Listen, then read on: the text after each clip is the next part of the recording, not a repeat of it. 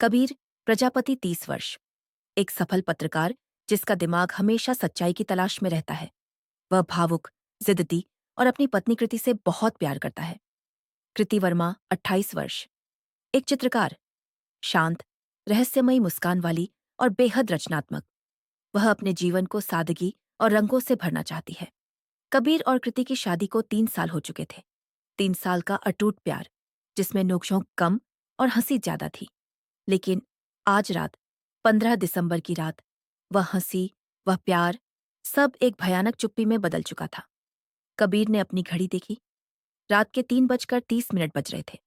सामने उनका बेडरूम था, जिसका दरवाजा आधा खुला था। कमरे में वही हल्की जैस्मीन जैस्मिन की खुशबू फैली थी, जो कृति हमेशा लगाती थी, पर कृति वहां नहीं थी। कृति, कृति, कबीर ने धीमी आवाज में पुकारा। कोई जवाब नहीं। कबीर ने अपनी कनपटी पर हाथ फेरा।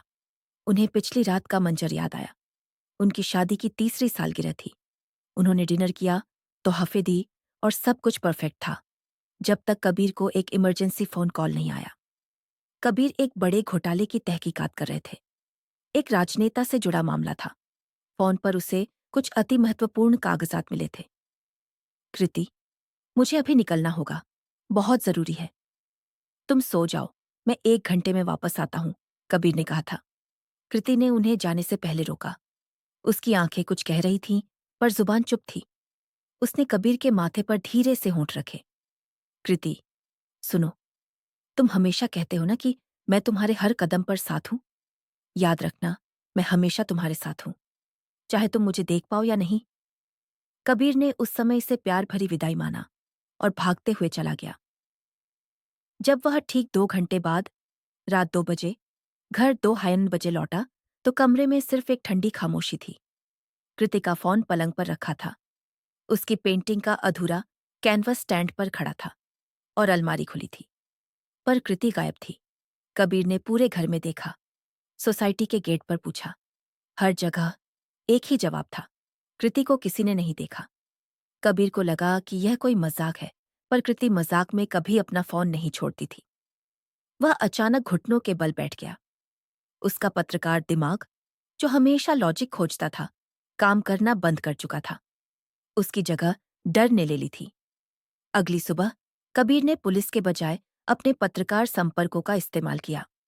वह जानता था कि पुलिस की धीमी कार्रवाई से सच्चाई पर धूल पड़ जाएगी। कमरे की तलाशी में उसे 2 अजीब चीजें मिली। कृति का पर्स। पर्स में उसकी सारी आईडी, क्रेडिट कार्ड और नकदी थी। इसका मतलब वह कहीं दूर जाने के इरादे से नहीं गई थी। डायरी का फटा हुआ पन्ना। कृति अपनी रोज की डायरी लिखती थी। उसमें से एक पन्ना फाड़कर उसे जानबूझकर तकिए के नीचे रखा गया था। कबीर ने पन्ना उठाया। उस पर कृति की हैंडराइटिंग में लिखा था। पन्ने पर लिखा नोट। कबीर, अगर तुम सचमुच मुझे प्यार करते हो, तो तुम्हें उस पेंटिंग का रहस्य सुलझाना होगा। मैं तुम्हारी राह देख रही हूं, पर समय कम है। ये कोई खेल नहीं, ये तुम्हारा सबसे बड़ा चैलेंज है। शुरू करो, वहां से जहां हम पहली बार मिले थे। अपनी पत्नी को वापस पाने के लिए कबीर को एक जटिल रहस्य सुलझाना था, जिसकी शुरुआत उनके प्रेम कहानी की पहली मुलाकात से जुड़ी थी। कबीर ने तुरंत अपनी नजरें उस अधूरी पेंटिंग पर डाली, जो स्टैंड पर थी। कृति अक्सर रात में पेंट करती थी। वह पेंटिंग एक पुरानी हवेली की थी। हवेली के सामने एक बरगद का पेड़ था और उस पेड़ के नीचे जमीन पर पड़ा हुआ एक लाल रुमाल था। पेंटिंग बहुत डरावनी नहीं थी, पर उसमें एक अजीब सी उदासी और खामोशी थी। कबीर ने दिमाग पर जोर डाला। हमारी पहली मुलाकात। उन्हें याद आया, 3 साल पहले कबीर एक आर्ट गैलरी में एक खोई हुई पेंटिंग के बारे में रिपोर्टिंग करने गए थे। वहीं उनकी मुलाकात कृति से हुई थी। पहली मुलाकात की जगह सिटी आर्ट गैलरी का ब्लू रूम। कबीर तुरंत गैलरी की ओर भागा। सिटी आर्ट गैलरी का ब्लू रूम अब भी शांत था। इस कमरे में सिर्फ नीले रंग की पेंटिंग्स लगी थीं। कबीर ने ध्यान से सब कुछ देखा, दीवारें, फर्श, यहां तक कि पुरानी कुर्सियां भी। तभी उसकी नजर एक पुरानी, मोटी ऑनेल पेंटिंग पर पड़ी, जो एक कोने में धूल खा रही थी। यह कृति की बनाई हुई नहीं थी, पर पेंटिंग में एक कास कोट छिपा था। कबीर ने पेंटिंग के फ्रेम के पीछे हाथ डाला। उसे वहां कागज का एक और छोटा टुकड़ा मिला। उस टुकड़े पर सिर्फ एक शब्द लिखा था, जो कृति ने अपनी खस हैंडराइटिंग में लिखा था, वर्मा। वर्मा? कबीर हैरान था। यह तो कृति का सरनेम था, पर यह कहाँ ले जाएगा? तभी कबीर को याद आया कि शादी के बाद कृति अपनी पुरानी वर्मा पहचान से बहुत दूर भागती थी।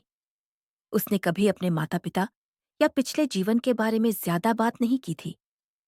कबीर ने कृति की पुरानी फाइलें निकाली।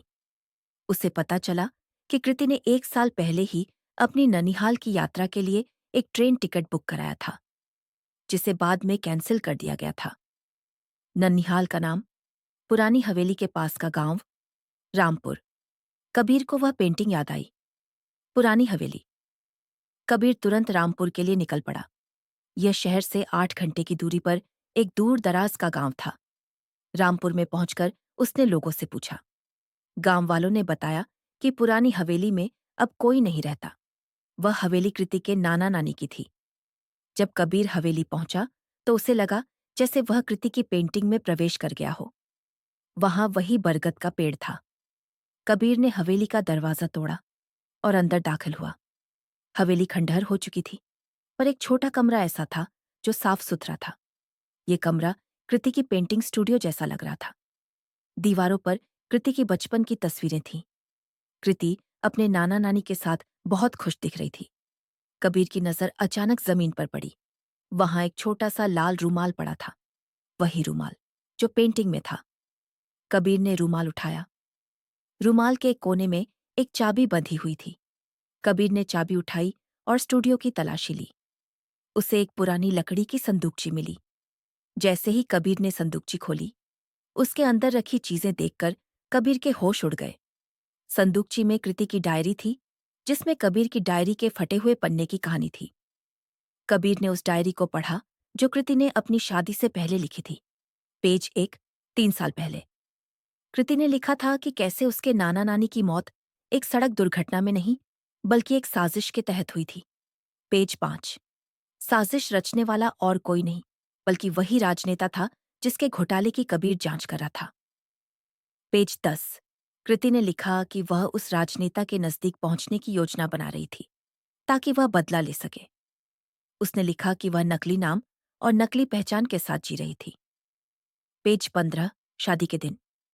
उसने लिखा कि वह कबीर से प्यार करती है, पर वह जानती थी कि यह प्यार उसकी पहचान के रास्ते में आएगा।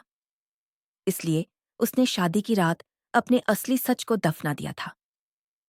कबीर को एहसास हुआ, कृति ने उससे प्यार तो किया, पर अपने अतीत का बदला उसे ज्यादा जरूरी था। वह जानती थी कि अगर कबीर को यह पता चलेगा तो वह उसे ऐसा करने से रोकेगा।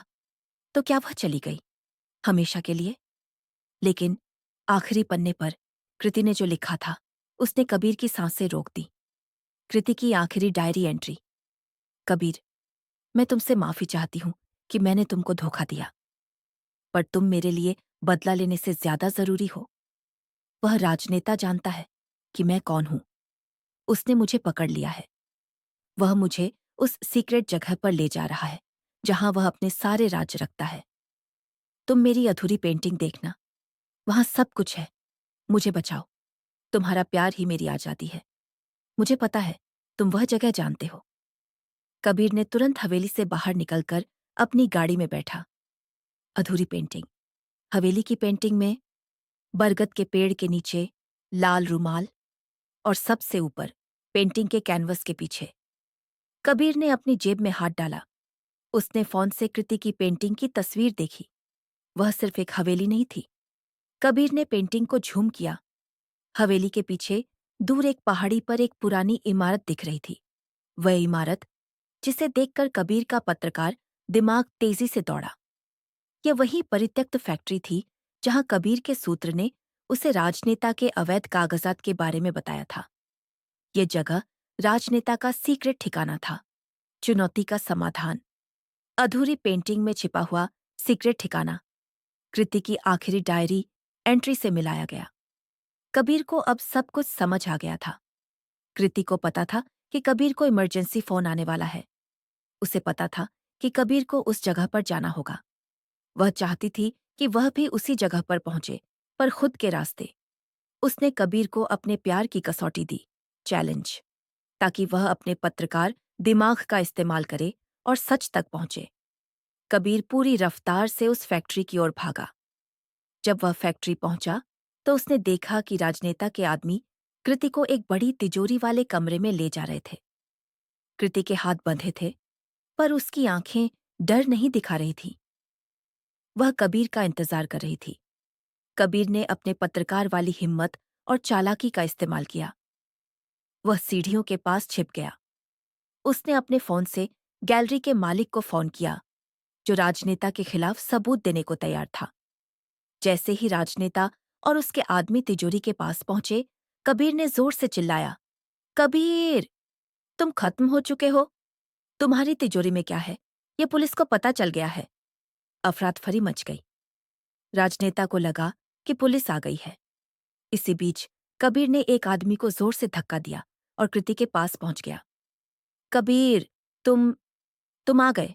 कृति की आंखों में आंसू थे, पर चेहरे पर जीत की मुस्कान थी। कबीर ने उसके हाथ खोल दिए। राजनेता, तुम कैसे जानते हो ये जगह? कबीर ने कृति का हाथ पकड़ा। कबीर, मैं सब जानता हूं, क्योंकि मैं अपनी पत्नी को तुमसे बेहतर जानता हूं। उसका सच, उसका अतीत, ये सब मेरे प्यार से ज्यादा बड़ा नहीं है। पुलिस का सायरन गूंज उठा। कबीर के सूत्र ने सही समय पर पुलिस को बुला लिया था। राजनेता और उसके आदमियों को पकड़ लिया गया। कृति ने कबीर को गले लगा लिया। कृति, मुझे माफ कर दो, मैं हमेशा तुम्हारे साथ हूं। कबीर, मुझे पता था, और मैं हमेशा तुम्हारे साथ हूं, चाहे सच कितना भी भयानक क्यों ना हो। तुमने मेरा चैलेंज पूरा कराया। अब हम इस कहानी का अंत अपने तरीके से करेंगे। चुनौतीपूर्ण हुई। कबीर ने अपने प्यार, अपनी जिद और अपनी बुद्धिमत्ता से अपने और कृति के बीच के हर रहस्य को सुलझा दिया और उसे वापस ले आया। वो लौट कर नहीं आई। यह सस्पेंस खत्म हुआ, क्योंकि वह चली ही नहीं गई थी, बल्कि उसने अपने पति के लिए एक राह छोड़ी थी। कुछ हफ्तों बाद कबीर और कृति अपने घर में थे। कृति अब उसी हवेली की पेंटिंग में रंग भर रही थी, पर इस बार हवेली में उदासी नहीं, बल्कि रोशनी थी। उसने बरगद के पेड़ के नीचे का लाल रूमाल हटा दिया था और उसकी जगह दो खुश इंसानों को जोड़ा था। कृति, अब यह पेंटिंग पूरी हो गई है। कबीर, हमारी कहानी भी